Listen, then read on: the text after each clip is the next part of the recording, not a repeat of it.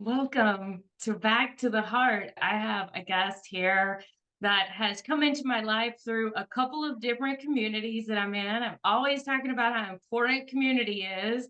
Been part of the Danny Morell's Awaken You community and Mark England's Enlifted community. So I'm excited to continue to merge these beautiful communities together that have been part of my healing journey. So I have Ryan Sprague here, who is going to help us dive into plant medicine. It's been incredibly powerful in my healing journey. So I wanted to share it with the Back to the Heart listener. Welcome, Ryan. Thank you so much for the wonderful introduction, Amanda. I'm so excited to be here with you today to talk about a lot of my favorite subjects because what you just mentioned right there with community, I mean, that's been the number one secret superpower in my life is I really found out that life really is all about who you know.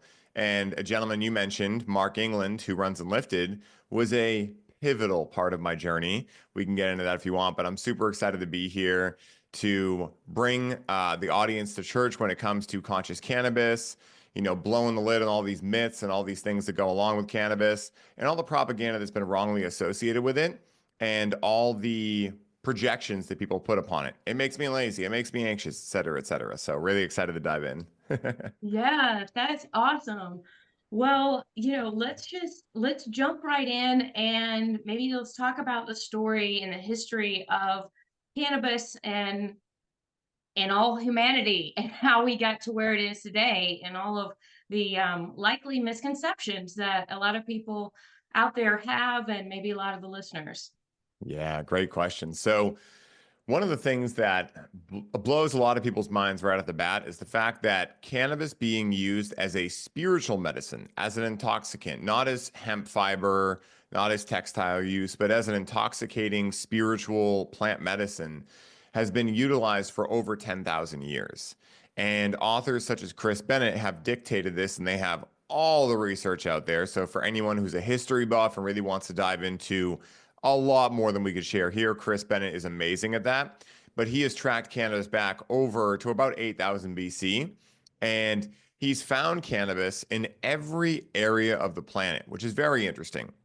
I mean, if you go to the Dogon tribe in Africa, they have a very interesting story of cannabis being brought here by dog people from the Sirius star system, Sirius B. If you go to the Scythians and like all of those people, they used to create rituals where they essentially created the hot box. The Scythians used to create a makeshift teepee. They would take hot stones, throw them inside the teepee, and throw pounds upon pounds of cannabis on these hot stones, and then close the teepee and just sit inside and laugh like hyenas, so to say. And then if you go into China, there was an interesting fellow who was found.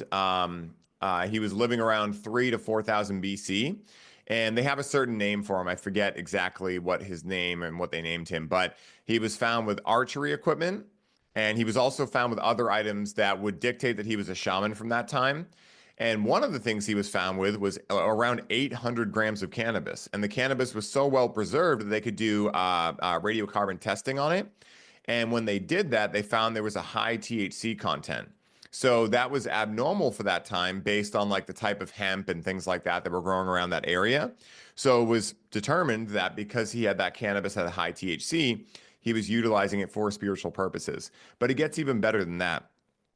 In about 2015, Chris Bennett went to a famous ritual site in Tel Aviv, Jerusalem, and they were doing excavations, and they found this very sacred temple site. I believe one of the holy of holies, if you will, is what they referred to it in that culture.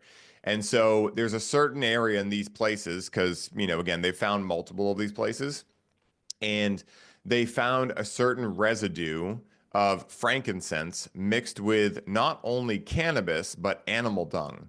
And that was a very interesting thing to find because during that time, the way that hash was going around the Silk Road, and this is kind of gross, but they would mix it with animal dung.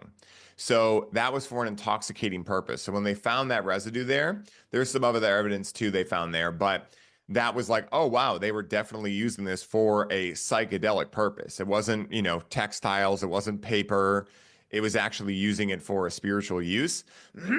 And that's something that for a long time, people have said, well, sure, cannabis and hemp have been here for thousands of years, but The only reason people used them was for textile. And even if you look into the history of America, hemp was at one time so valued in the original Jamestown colony that it was required by law that you had to grow hemp. Now, really, Wow. what happened as the dark ages in America with cannabis started was after a while, we moved forward from the 16 and 1700s.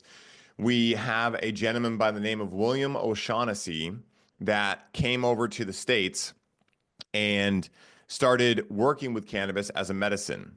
And so by the early 1900s, cannabis was a part of over 80% of all medications on the market, which was pretty fascinating, honestly, if you think about it. Because again, like we're only talking now about 100 years ago. It's different when we're talking about 8,000 BC, but now we're talking about 100 years ago where cannabis was a part of over 80% of all medications on the market. So doctors knew what it was. Clients knew what it was. People knew what cannabis sativa was. Now, what happened was around the 20s, getting into the 30s, right around 1935, there were three guys that came together, and this is the conspiracy, if you will. And to me, it makes perfect sense. There's never been fact checked on this, but it makes perfect sense if you understand how we do anything is how we do everything.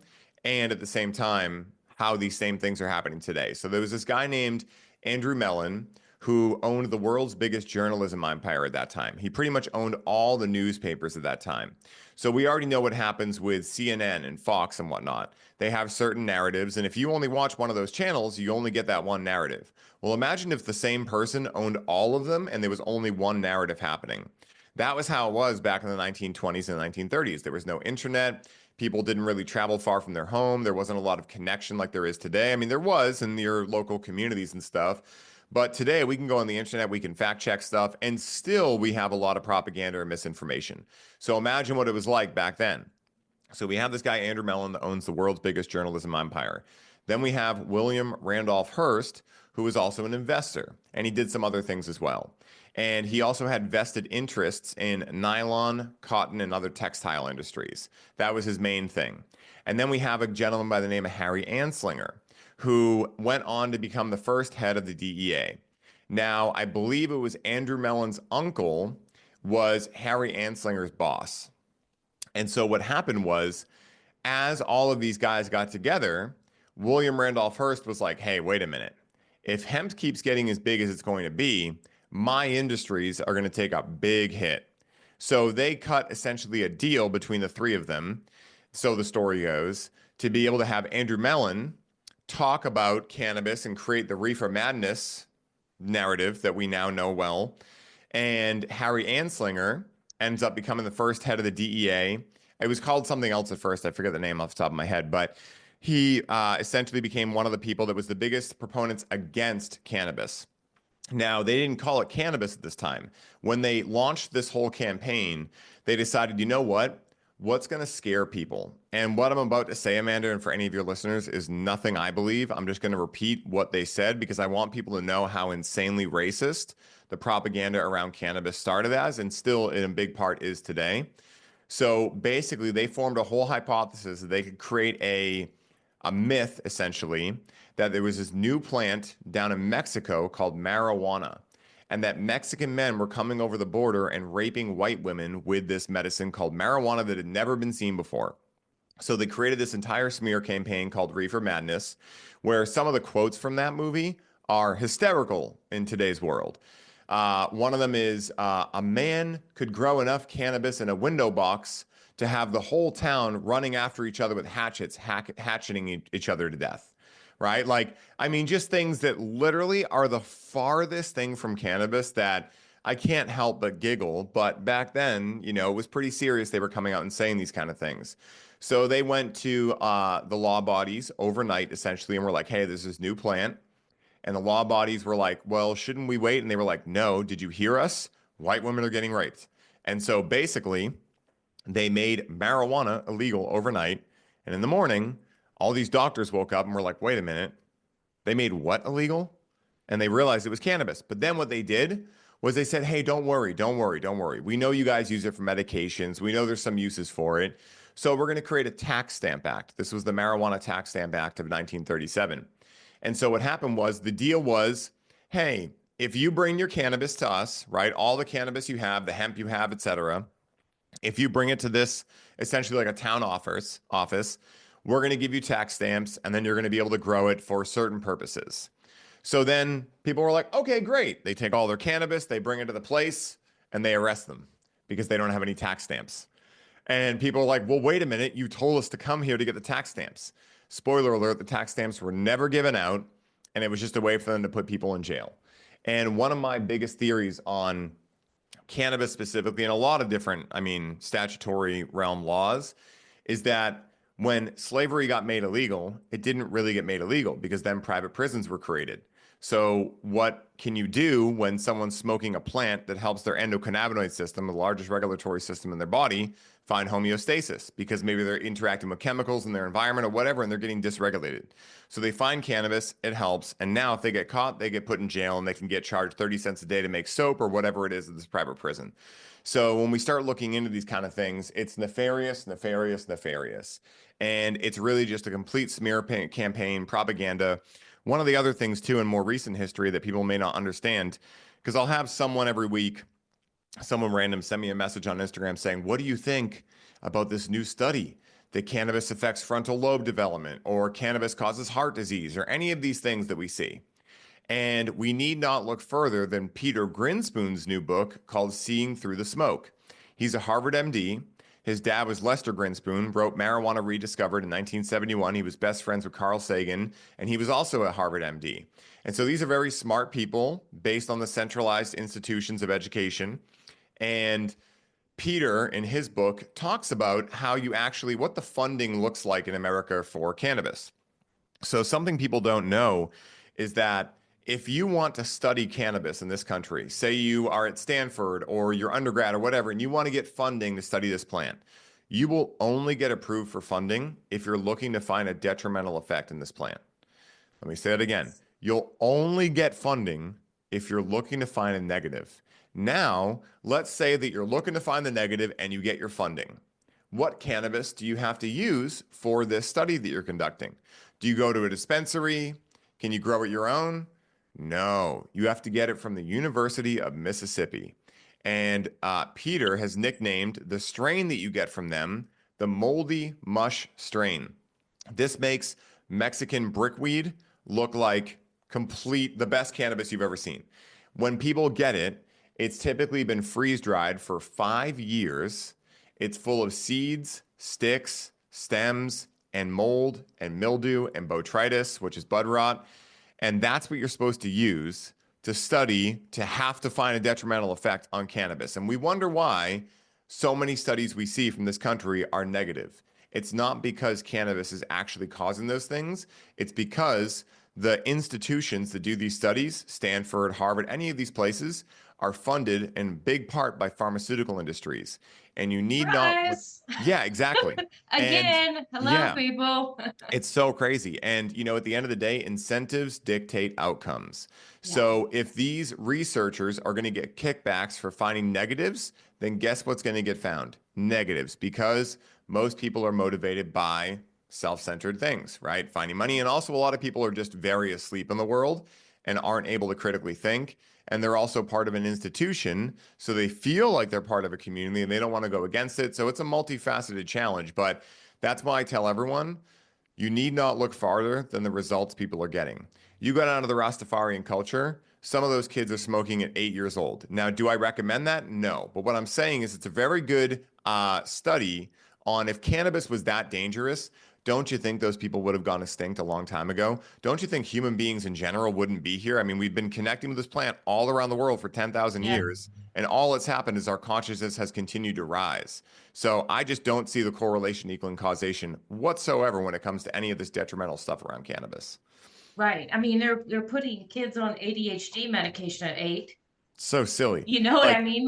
Like that. I see what you're saying. And like, oh, I'm not saying, okay, you should start doing this with your children, but mm, people are drugging their children, yeah, putting them medicating on them. meth. Yeah, they're medicating them at an early age because of, all those reasons that you said, the Hmm. pharmaceutical industry and like, not getting to what is the root of the problem, but what's the quick fix that is acceptable to make money. Hmm. because the top core value of this country anyway is productivity. And you need not look farther than like, why do we have fast food? Because Yeah. something else is more important, you know? So again, like we look at like what they really like, you know, pat us on the back for, it's productivity. So the entire sick care system is built on what's going to get you back to making us tax dollars as fast as possible. And that's the thing that, you know, the thing that you called forward there is very important. It's like, listen, there's harm reduction with anything in the world. You don't want to drink a gallon of water in 15 minutes, right? You can drown yourself Yeah. from that, okay? So I'm not sitting here saying cannabis is perfect, there's no harm reduction, you can just smoke it all day, whatever, right? But what I am saying is, like you said, realize that for anyone listening who's feeling maybe a little triggered around this or a little like, oh, you know, maybe they're feeling that programming coming up around cannabis, realize they're putting 8-year-olds on fucking Adderall. They're putting kids on meth. They're putting kids on SSRIs that completely annihilate your neurochemistry. These things are already happening. That's the real bad guy here. You know, does Yeah. nature make mistakes? Is a question I like to ask often. Jack Cruz asks it often, and I love it. Because the common underlying unconscious belief of humanity is we can do it better than nature did. And you need not look further than the pharmaceutical industry to see that, because you know what a lot of pharmaceuticals roots are? They're plants. They come from plants. So what they do is they outlaw the natural, they demonize the natural to monopolize on the synthetic. And then they give it back to you as if this is the best way to do it. But what do we know about things in isolation? They don't work like that. Nothing in nature works in isolation. Everything works in a communal factor. And so at the end of the day, I would much rather trust a natural plant created by God than some random pill created by some dark ass pharmaceutical company, the same type of companies that just poisoned half the world over the last 4 years. It's like Right. I've been in cannabis long enough that I've seen cannabis curing cancer in people, which again might be something that triggers a lot of people and it's like, oh my God, he's going there. But I recommend anyone don't believe what I say. Go on Phoenix Tears, go on PubMed, and look up THC's role in killing cancer cells. Look up CBD's role in inhibiting cancer cell growth. You know, I was seeing this stuff in 2011. I helped my father through the end of his life with cancer, and I got to see cannabis really support him during that time. And then I also got to see my friends get their doors kicked in for giving out RSO, Rick Simpson oil, or essentially like the type of medicine people use for cancer treatment. And so since I was, you know, 18, I've realized these people that say they're out for our best interests are not, because results don't lie. You know, you think you find a natural cure to cancer that doesn't have to burn something out of someone's body. You think that'd be the biggest discovery ever. When they tried to stamp that down, I was fortunate that experience happened, because the last 4 years I was like, yeah, spade's a spade, a spade. When the second the government says they care about you, run the other way. Yeah, It's a big for thing. sure. Yeah. Yeah, that's amazing. Tell us a little bit about your experience with your father whenever he had cancer and how he was able to experience cannabis and what it did for him and you too. Yeah. Yeah, great question. I love talking about this because, you know, I joke, but it's not a joke, but I joke with people that, you know, my dad was a big goofball, and that's where I get it from. And every time I get to tell a story, I get to keep him alive, you know, and people that never got to meet him get to kind of meet him in a way. You know, they get to understand kind of the energy of him and stuff. And so my dad and I were always very close. My mom too. Absolutely amazing parents. Could not have possibly asked for a better childhood. You know, no, nothing's perfect, but you know, I had literally the best childhood. And now working with people as a coach for the last, you know, 7 years, hearing a lot of stories, it just made me appreciate my parents that much more, and the level of dedication they took to not only take care of me, but take care of all my friends whose parents were not maybe the best in the town and whatnot. So in 2014, my dad got diagnosed with cancer, and him and I had both been going to cannabis school together. He ended up joining with me when I wanted to go, just to hang out and, you know, see what it was all about. He wasn't a cannabis user. He had smoked like one joint in the 80s and got paranoid, and that was it for him. He just liked being sober. So, you know, he went with me, and he just loved that this was something that I loved. And we ended up beginning to grow together right before I started going to cannabis school. And it was a really fun father-son project. You know, his business took a big hit in the recession of 2008. So eventually I convinced him that he needed a good hobby. You know, I'm like, you need a good hobby, Dad. You should buy us a grow kit. And so eventually he did it, and he bought us a kit. And so in 2014, after I've been going to the school for a while, learning about regenerative agriculture and things of that nature, he gets diagnosed with terminal cancer. He had been having some pains and things like that. And I kept telling him, go to the doctor and figure out what's going on anyway. And my dad wasn't exactly the healthiest person. You know, he loved soda, he loved subs, he loved cigarettes. So it was just one of those things where, like, hey, no judgment, but you know, those things are going to add up over time. He was also a very stressed individual a lot of the time. He had a lot of weight in his shoulders. And so those things create a perfect storm. So he started having some pain, kept putting it off, kept putting it off. And apparently, when I was in Vegas, I was out there at a music festival. He decided to go to the doctor finally and get it checked out. By the time he got the scans back, he realized, uh-oh, the doctors told him you have stage 4. It's like all throughout your brain, your lungs, your lymph nodes, everything.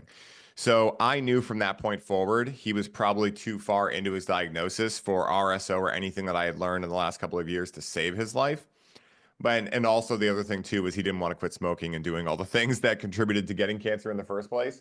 So I had a fork in the road moment where I realized I could either love my dad for the man he always was, a loving father, but not the healthiest, or I could try to change him into who I thought he should be. So maybe I could keep him around longer and in a selfish way, but potentially kill his quality of life. This was going to be the end of his life.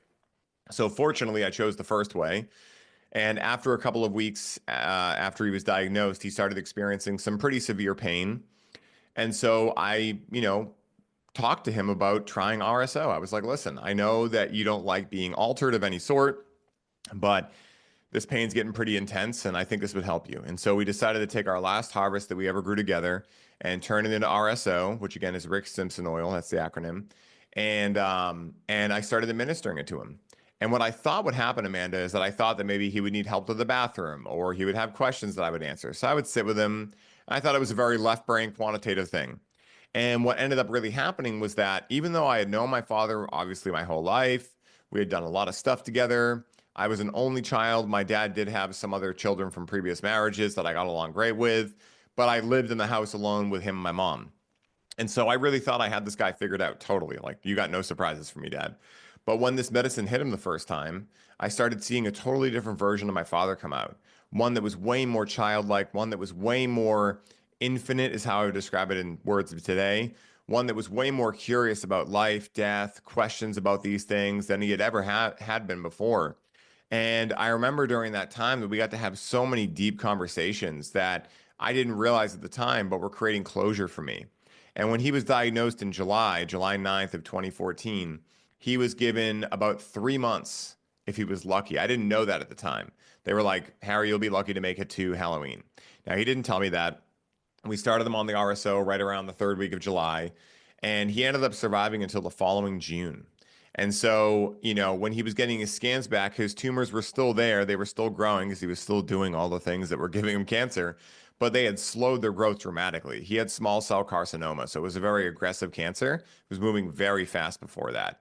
His uncle on the other, or sorry, my uncle on the other hand had large cell carcinoma, so I got to see kind of how they differed. My uncle had it for like 4 or 5 years. My dad, within a matter of months, was, feeling it. And so as we were getting his scans back, his tumors are slowing their growth a lot. And of course, Dana-Farber in Boston, they were getting a lot of people that were from the cannabis school I went to, and they were always perplexed. They would always tell them it's cannabis, and they're like, no, it's not. So they asked my dad, what are you doing? Like, how are you? Whoa, what are you? And he's like, it's cannabis. And they're like, no, it can't be. And they must have been so perplexed because there was no information out about it at that time except just hearsay and word of mouth information. But he ended up surviving until the following June. And during that time, we got to have all those conversations. And, I started to realize that whatever I had just experienced with cannabis was way past just the physical medicinal value, the ability of it to help you relax. Like, I understood those things. I understood the quantitative aspects of cannabis and what it could do for the human experience, but I didn't realize it was a spiritual medicine until I had that experience. And after that was when I worked at the dispensary because I was hell bent on figuring out what the hell just happened. And I couldn't find any literature about it. I could understand the science, the history, the pharmacology, the cultivation, but I couldn't find anything on what I would now describe as the spiritual side of cannabis. And it wouldn't be for another 5 years that I really tapped into creating the courses and everything that I do now. But I'll stop there just in case you have any questions about that part. Yeah, it's interesting to hear the story of the propaganda that was used, and maybe this story is able to come to light and more people to see it for what it is now than maybe would have 5 years ago, because they are now starting, a lot more people are starting to wake up and see, huh, I think what this guy's saying about the media and the pharmaceutical connection, huh? There may be Mm-hmm. something to that. This conspiracy, quote unquote, Mm-hmm. may actually be some truth in that. That word, if you have a label of conspiracy, it's probably Yeah. true. Yeah, no, it's probably truth in disguise. It'll be true and, Yeah. socially accepted in about 5 years. Yeah, if the overall plan and agenda doesn't match with what you're saying, it's automatically going to be categorized as conspiracy and the Mm-hmm. crazy talk or the reefer madness and create Mm-hmm. whatever story. And what a powerful story to create. I had an experience with a friend of mine who has this beautiful farm up in Raleigh, Haven Farms, where they grow and they have these beautiful events and have ceremonies and sound baths and meditations and men's groups and all this great stuff for humanity.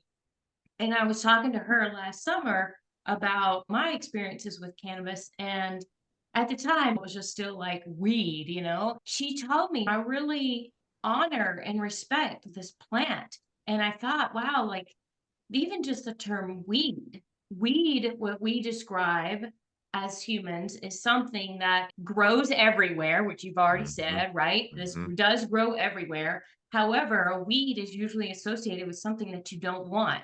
What do you want to Mm-hmm. do in your flower garden? What do you want to do in your vegetable garden? You want to remove the weeds, the things that Mm-hmm. are unwanted, the dirty, the bad things, the things that don't matter, that are just whatever. It feels uncomfortable when I hear people say weed even now. I mean, obviously, I'm saying it in the description, but um, I just learned such a new found respect for this beautiful feminine plant. And it's incredible how much this feminine plant responds to us. And like you said, it's like what I've learned about the plant is that she responds, and whatever you ask for, she will give it. And if Mm-hmm. you're looking just to relax, you will just relax. Yeah. You know, if you think that you're going to just get sleepy, you're probably going to get sleepy. If Yeah. you think you're going to get anxious or paranoid, you're probably going to get anxious or paranoid. It's Mm-hmm. really works so similar to our subconscious. Like that's why this whole thing with Mark and the words are so powerful. Like our subconscious doesn't understand. I don't want to get sick. All I heard was sick, Mm-hmm. you know. So if you change that, and like I am healthy is so much different than I don't want to be sick. Mm-hmm. So it's like this whole thing with the cannabis, it just feels like whatever you put out there, that's what you're going to receive. And that's been a big part of my journey too, was looking at this beautiful plant with intention. Mm. And sometimes the intention might just be to relax. Yeah, and that's okay. And that's okay. Exactly. You know, and so many people maybe have it as a distraction, as a numbing feature, which is not necessarily great, but it provides an opportunity for you to look into yourself and see, why is it that I'm reaching for this in a state of numbing? You know, Definitely. and I know that that can be a thing, but gosh, I mean, all of the other benefits that are out there, if you're reaching for something to numb, it's much safer than the alcohol that we've been like, talk about propaganda with Mm-hmm. alcohol. I mean, are you celebrating? Are you sad? It's your birthday, it's a wedding, it's a baby shower, Someone literally. just I died, mean, someone was just born. Like everything. It's where's the champagne? Let's pop a top. That's really what's sad, is that that's become such a normalized part of our society. And then yeah, this, which actually you don't want to use anything that's going to just be for the purpose of numbing all the yeah, time and distracting. exactly. But with this, it's like there are at least so many other beautiful properties that are available for cannabis. Well, I mean, the cool thing is too that even with cannabis, you can only numb for so long before the plant will just check you.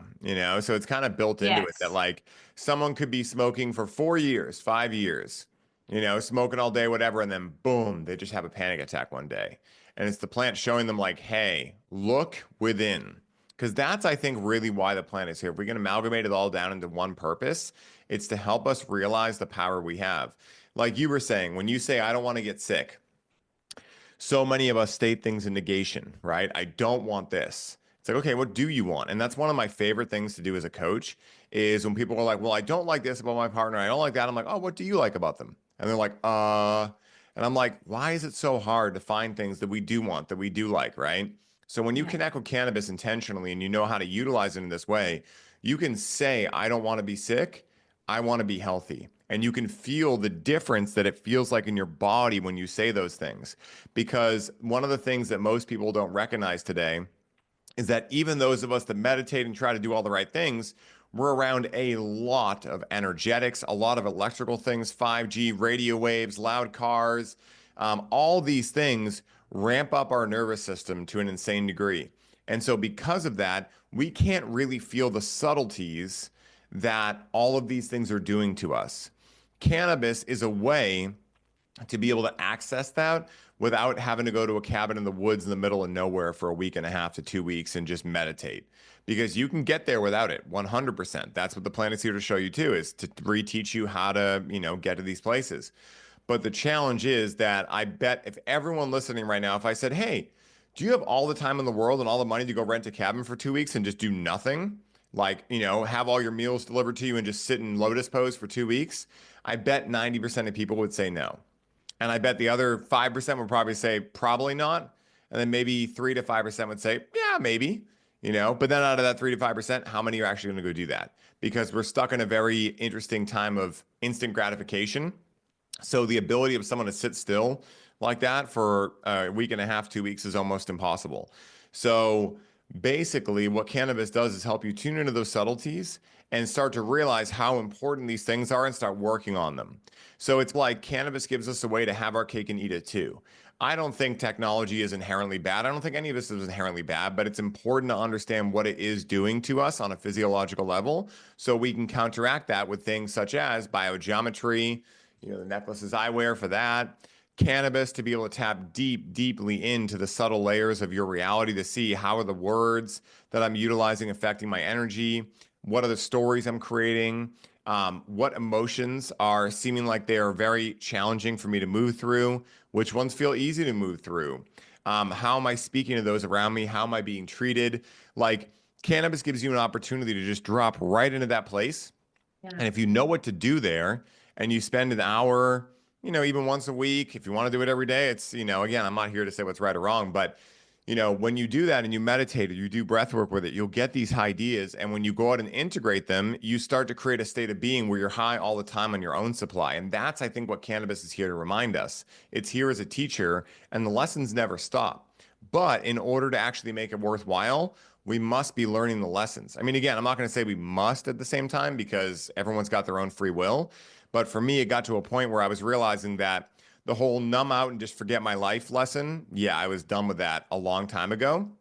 But I didn't know anything else existed because the only depictions of cannabis in media and programs, etc., are either it's a dangerous drug and it's going to rot your brain, or Cheech and Chong Pineapple Express. So that's the Right. only capitulation we've seen of it. So of course, most people will look like that with it because that's we've never got a user manual for the plant. We've had to keep it in secret. We've had to kind of like keep it in code with each other. So of course we're all winging it at best. But that's not a fault of the plant. And I feel like the plant's been blamed for so much stuff.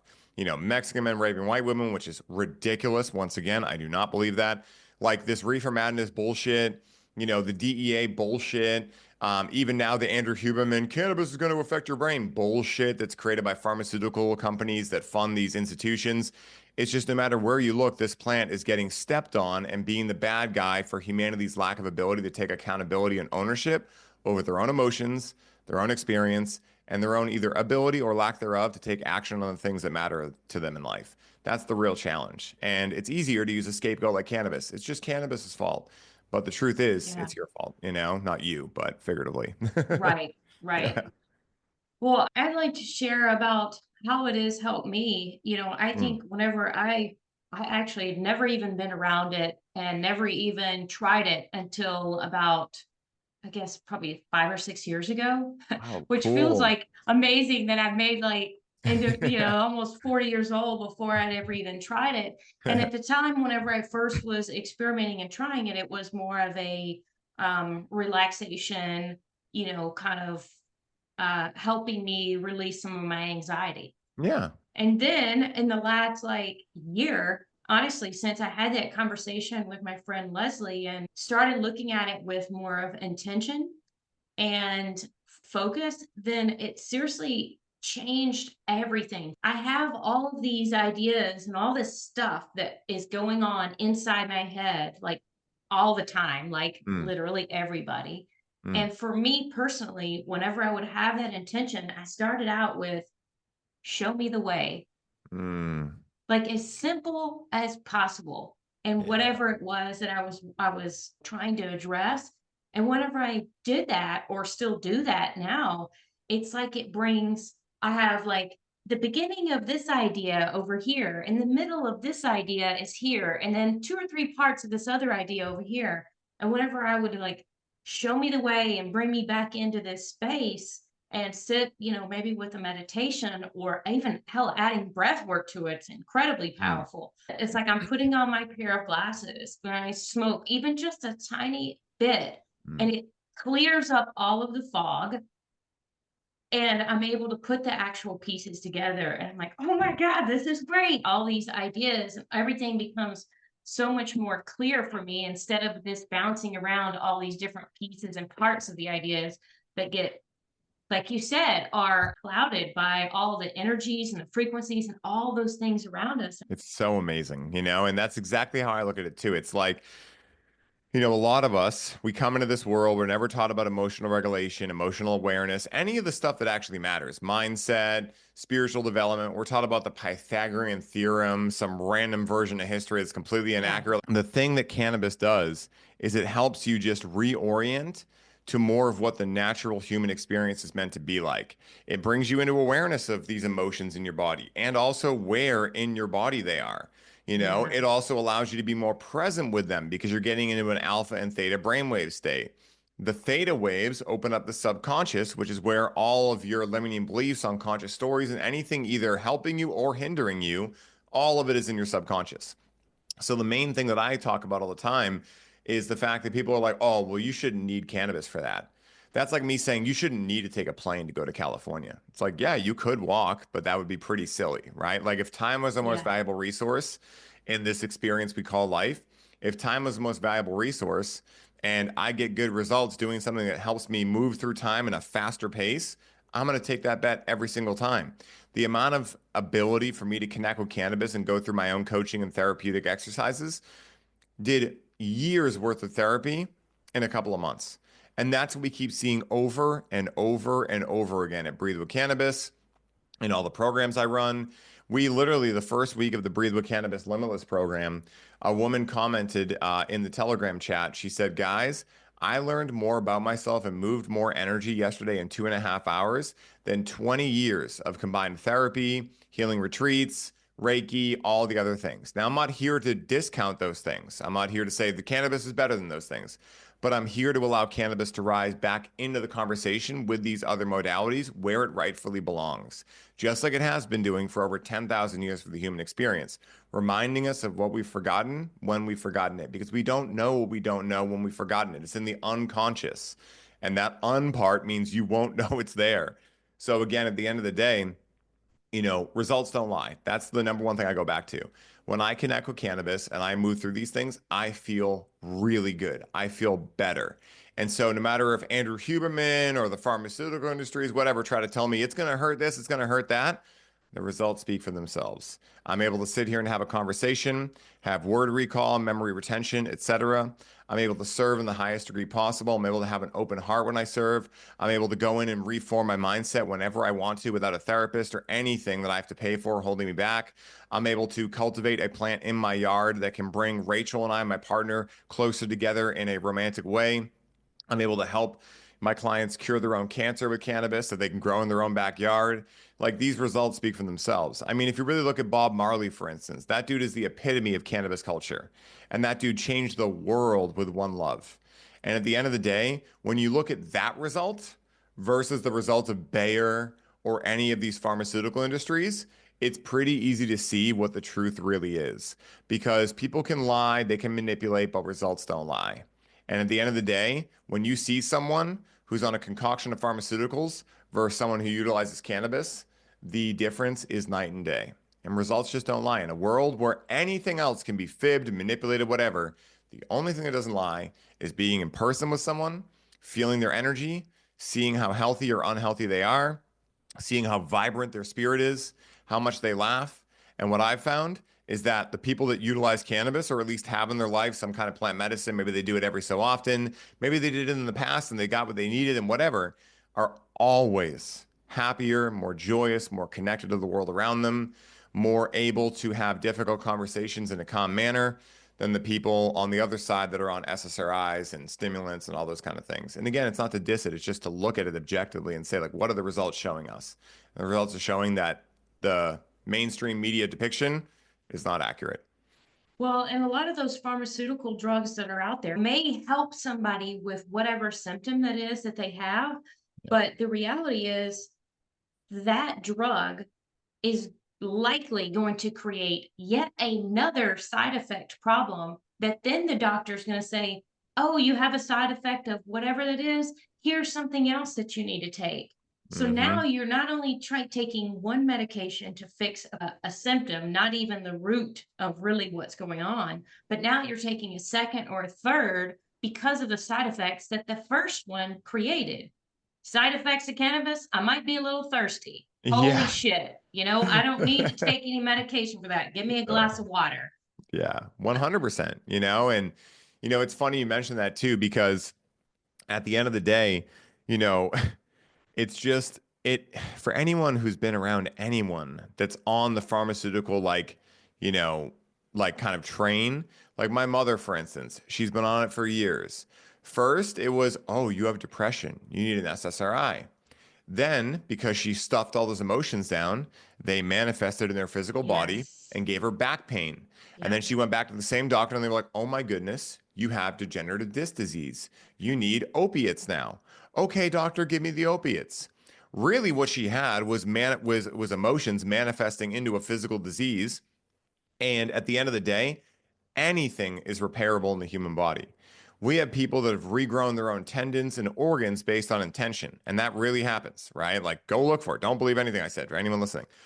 But at the same time, when someone gets a diagnosis like that and they've been trained their whole life that the guy in the white lab coat or girl in the white lab coat has the answers for them, and they've been trained that all these diseases like cancer are just random, there's no way you can control them, they just randomly happen. And yeah, there are certain things you could do that maybe increase your risk, smoking, drinking, etc. But ultimately, there's nothing you can do about it. When you're trained like that your whole life, then you're going to go to this guy or girl in the white lab coat for any issue you have. You're going to outsource your entire health to them, which is the worst thing to delegate in the world, because you look at a lot of these doctors, like the last time I went to a primary care doctor, the guy was overweight trying to tell me about eating meat. I'm like, dude, look, results don't lie. I don't need to have any information from you. If you really knew what you think you knew, you wouldn't be overweight. Like, sorry, but not sorry. You're my doctor. So I Yeah, just stopped going to those people, because at the end of the day, if you can't get your own health in order, the fuck place do you think you have in teaching other people to do it? It's just so exactly. backwards, so backwards.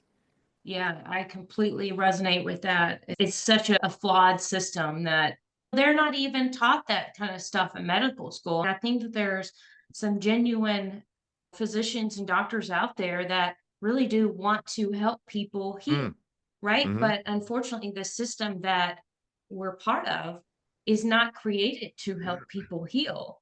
It's mm-hmm, to help them not feel sick. And mm-hmm. that's not the same thing. No. It's again, go back to the words right there. And you're a professional supposed to be here to help. If you can't take care of your health, how am I supposed to trust you with mine? But the fact of it is that we all have a perfectly made machine. We're in this meat suit that has everything that we need. I'm breathing, I'm digesting, I'm detoxifying right now as we're having this conversation. I haven't thought about it for 1 second. Mm-hmm. So it's just getting out of our own way and listening to ourselves. And I guarantee you, anybody that's going in to talk to a doctor, they're not telling them absolutely everything, God, no. that's going on. So even that doctor, if they did want to have their best interests at heart, if they only have the information that you're giving them, they're not Mm-hmm. feeling those things in your body. They don't know that you're still suffering from that grief of the loss of your, whatever, or that breakup, or that childhood trauma, whatever that's trapped in your body. You're not talking about that stuff when you go talk to your primary care physician. And even if Hmm. you did, they'd be like, yeah, you need to go see a therapist for that. That's not part of what I do here. Mm. Because I've only got 7 minutes until I see the next patient. So, Hmm. It's it's so true. And like you said, right? Like you called something really good forward here, which is like, we're not fat shaming, but at the end of the day, if I was going to learn how to drive a race car and I showed up to train and the person had never driven a race car, would I be upset or would I be happy about that? Now, if I'm learning guitar and I go spend a lot of money to book a guitar teacher and I show up and he's like, "Hey man, do you know how to do a G chord?" And I'm like, "Wait, I came to you to do that, right?" So like at the yeah, end of the day, being overweight is not healthy, no matter what the mainstream tries to tell any of us. I'm not here to judge anyone, but like if you think it's healthy, it's just not, right? So if I show up to a health office to get trained in health by someone, I expect them to look healthy. Like I don't think that's asking too much, right? And but yet in the world we're in, it's actually like most people don't think about that. They don't think about like, yeah, wait a minute, what are the results that this person who's telling me to do these things has themselves? Because if they don't have the pinnacle of health, they don't have the keys for me. And so, just like you said, there are some amazing doctors out there. I never like to generalize and say, oh, all of Western med is bad. There are aspects of Western med that are very useful for certain situations. God forbid you get in a car accident. A lot of Western med is great. But the challenge is that Western med has been placed in a place of preventative care, and it sucks at that. It's yeah, reactive care, and it does pretty good at that in certain cases, right? You need to have an operation, you need to have a bone put back together, whatever it is. It's fantastic for that. But hopefully, that should be 1% of each person's life that they need something like that. And if even that, right? So at the end of the day, what's the other 99%? It's preventative care that comes from Eastern medicine, all these other philosophies we're talking about, and nature, getting out in the sunlight, making sure you're not annihilating yourself with blue light by wearing glasses, these silly glasses that I wear, making sure that you're getting enough light that your body can go through mitophagy and autophagy and clean out mitochondria that are damaged, clean out cells that are damaged, make sure that you're spending time in community, laughing with friends, that you have a solid family unit and household. You're eating food that was grown in your local time zone, that's organic and regenerative. You're buying it from people who have love for the land, love for the animals. If you're eating animals, spring water right from the earth, it's been charged under the sun, under the moon. These things might sound all flashy and weird. This is literally the basics. This is the basics. Get outside, move your body, take some time alone every day, do something that makes you happy, and eat high quality food and drink high quality water. Like those are the basics. And yet, for so many, they're like, oh, well, I can't afford that. It's like, can you really not afford it? Or are you unaware of how much of a priority it really is because of how backwards our society is, yeah. I You mean, can't afford not to. yeah. And think of it this way. We're actually, Amanda, like, think about this. And this is like something I like to share with people because this is a good point of the conversation to say it. People right now are actually convinced that somehow a plant is bad on one imaginary line but not on another. Some people really believe that. The people that would listen to a conversation like this and say, oh, they're just getting high, are the people that actually believe that a plant is bad, dependent on what imaginary line it is. And that's the world we're living in. So the brainwashing and the programming goes very deep. And that's why I learned a long time ago there are my people and not my people. And I would never spend time trying to convince not my people to be my people when I could just hang out with my people. And the more that I'm just honest with myself and honest on podcasts and honest about exactly what I believe, what I know to be true subjectively for myself, and being not afraid to trigger the wrong people to get more of the right people in, the more I do that unabashedly, the more I'll have the right people around me, like yourself, like your listeners, and the wrong people, that's okay. They're great people. I'm not judging them, but I'm not the person for them. They'd waste their time around me. So I want them to Yeah. go find the person that's right for them. And the only way I do that is by being radically authentic. And cannabis is one of the things that taught me how to do that in an insane way, actually. So, Yeah.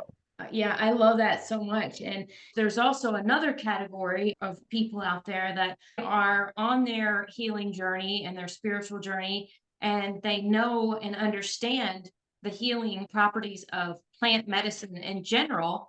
and maybe they've heard about psilocybin or ayahuasca or whatever things out there and like the idea when they hear about the results that people have, but are still incredibly terrified to go into those spaces. Mm. And I can understand that. And for me, I feel like it's an opportunity for people that want to dive deeper. They want to take the airplane to California, they Yeah. don't want to spend another 20 years in therapy and retreats and whatever it is, but they're still terrified to go into a mushroom journey or Mm. ayahuasca or whatever, a different type of modality of plant medicine, which I can understand because those have their own purpose, right? And help different people in different ways.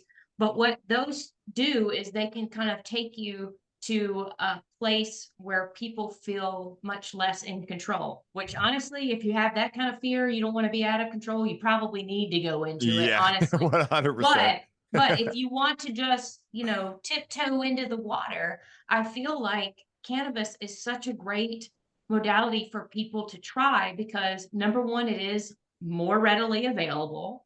And it is something that you can sit down in your own home. You're not having to go anywhere. You don't necessarily need anybody else there to watch over you and monitor you, make sure you're not gonna do something wild and crazy outside of yourself, right? That sometimes those modalities can make you feel a little bit different because you're Mm. kind of out there.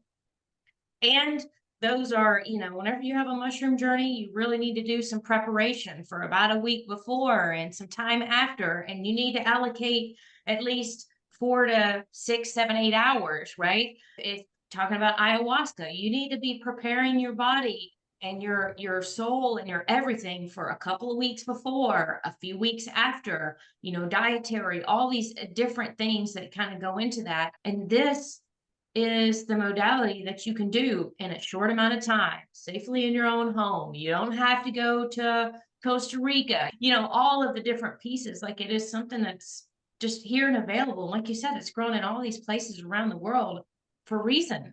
Mm. Yeah, 100%. Does nature make mistakes? No. Like, so it's like, why would it be growing everywhere? And also, why would plant medicines, psychedelics, be some of the hardiest medicines and hardest to get rid of medicines in the world? Ayahuasca, it's a vine, it grows through cement. Cannabis is a vine that also grows, or a weed, if you want to call it that grows through cement. Mushrooms grow out of shit, so good luck stopping those, right? Like, there's a reason these things are put in places that you can never get rid of them because they Yeah. must be very important. Because once again, like, if they weren't, how many different plants have gone extinct? How many animals have gone extinct, etc.? These are literally not able to go extinct because they grow in so many different areas of the planet. And, at the end of the day, you know, it's kind of funny how we think about, or not we, but, a group of people anyway, think about the past or think about our ancestors as like, oh, they were like playing with sticks and rocks. Like they weren't evolved. They were much more evolved than we were in a right brain, more spiritual, connected to everything state. I mean, the animists, from thousands of years ago believed that everything was alive.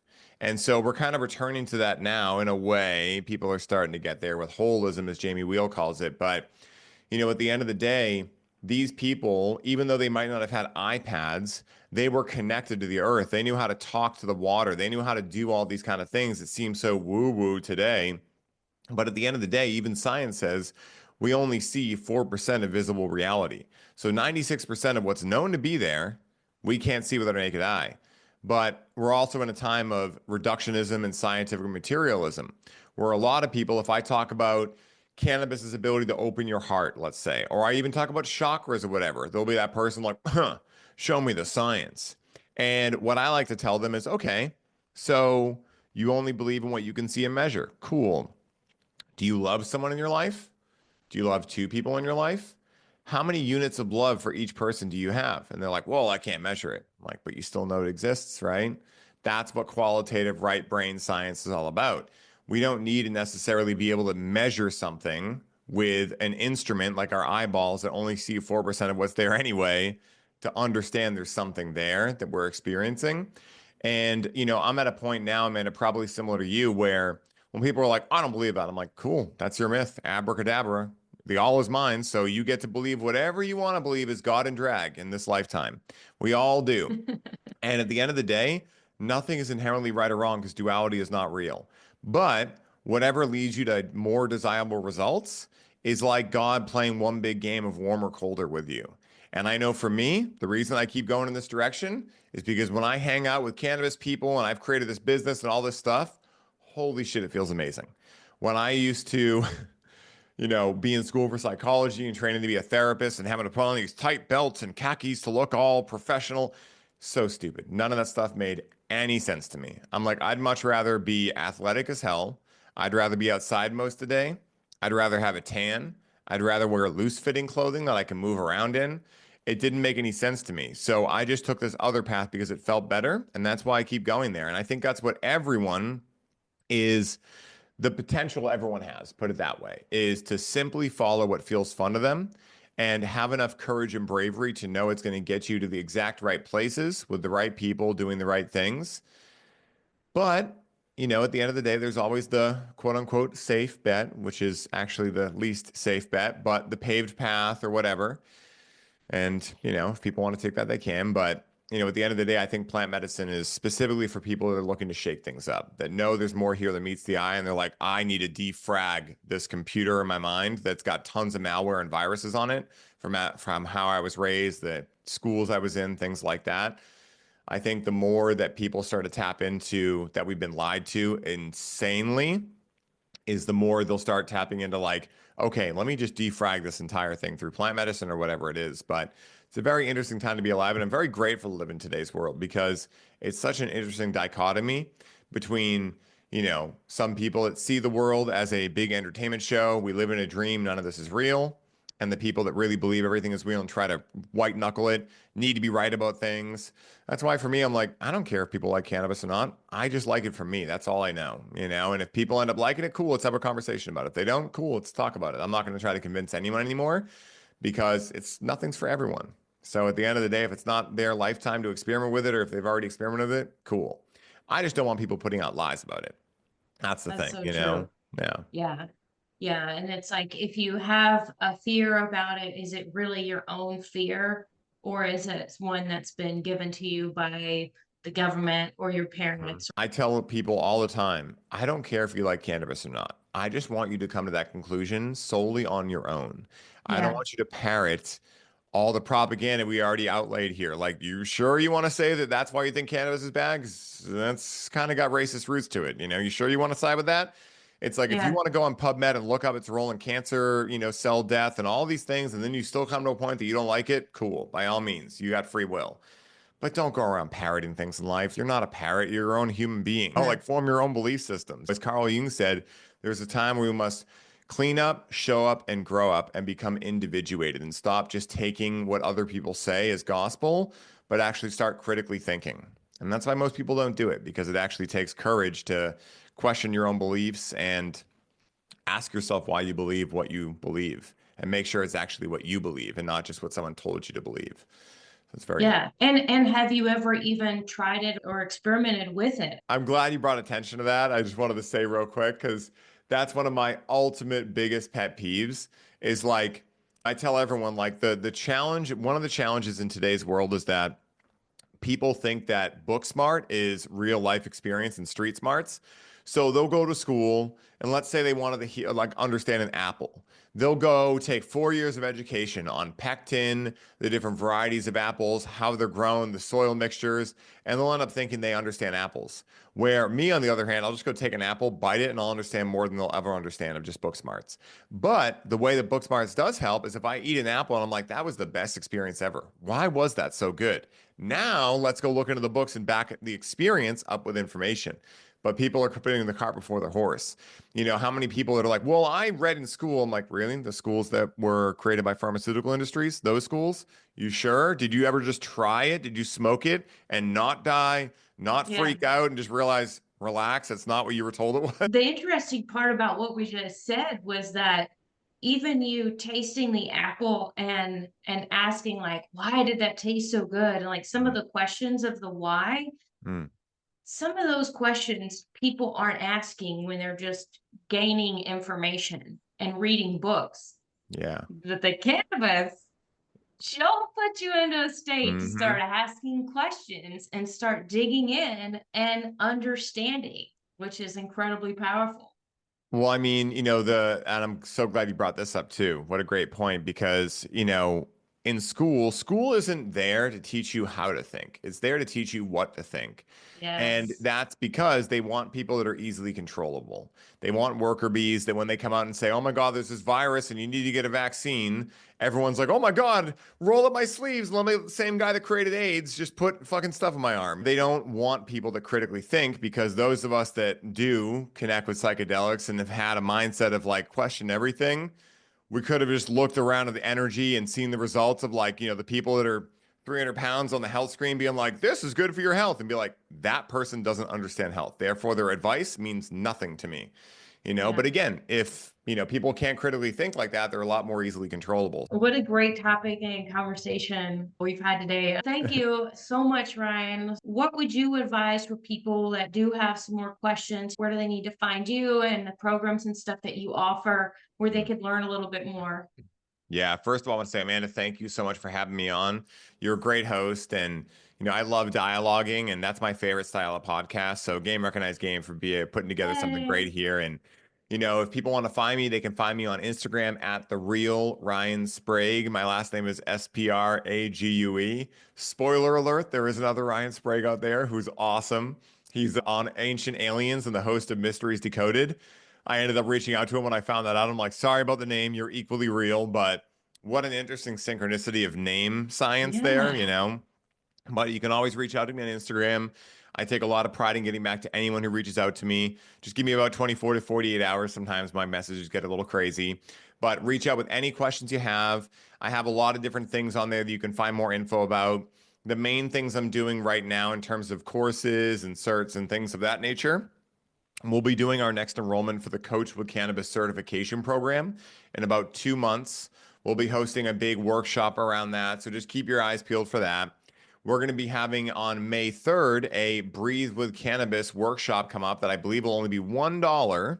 So for anyone who wants to experience cannabis as a psychedelic, because if you listen to this episode and you're like, "I don't believe it's really like that," I don't want you to. Come out of the event, go through it, and you come away with your own conclusion. I never want anyone to take what I say and just use it as gospel, because that's what I think the issue with the world is, like we talked about. So Yeah. that'll be a great opportunity for anyone who's interested to dive into this and just see what it's all about. It's a 2.5 hour live ceremonial cannabis and breathwork experience, and you will find it is extremely powerful. And we'll be starting our next 8-week cohort of the Breathe with Cannabis Limitless program after that. And other than that, that's pretty much it. You can check out the two podcasts, this one time on psychedelics and the Highly Optimized podcast, which I'll be restarting in the next month or so. And that's where you can find me, check out everything I'm doing, and stay up to date with everything I got going on. So thank you again, Amanda. It's been a blast.